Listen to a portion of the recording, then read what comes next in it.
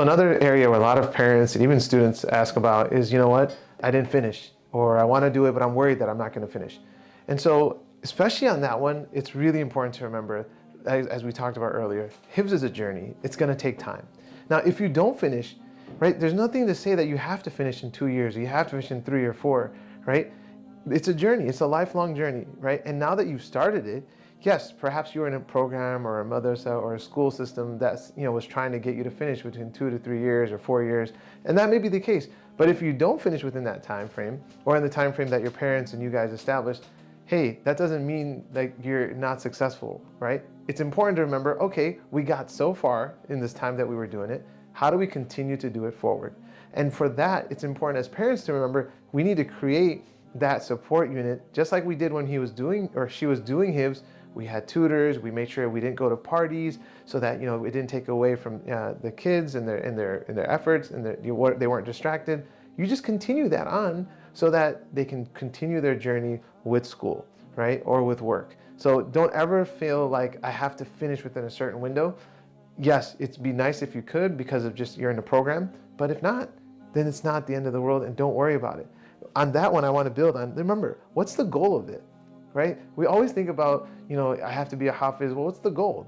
The idea for every Muslim is to have a relationship and have a companionship with the Quran. And this is from a hadith that mentions that, read the Quran because it will be an intercessor for the one that's its companion. And so for every Muslim, every believer, the goal is to have a relationship with the Quran. But as a hafiz, remember that, if you didn't finish, you've gotten this intimate relationship with the Quran. Maybe it's 5 juz, maybe it's 10, maybe it's 15.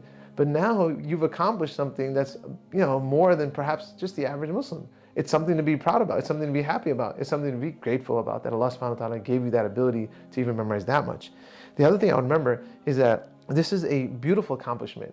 And I think we should, as parents and as a community, really appreciate and recognize people that do Hifdh for a certain amount of time, and maybe the goal is half the Quran, and that's all they're able to do, or that's all they're able to get to at that point. As family, as friends, we should celebrate that and recognize that and say, hey, amazing job, and congratulate them and celebrate them and make it something that's really rewarding for that accomplishment. The other thing I would say as just a general reminder, right, is hey, I didn't finish it, so then what happens? A person then says, well, I didn't finish it, and they'll leave it. No. Keep that up. If all you got is 5 juz, that's great. Keep it up. And how do you maintain that yourself?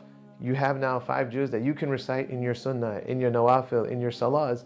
That's the way you're going to keep in touch with those 5 juz. And then maybe the opportunity opens up where you can build on it.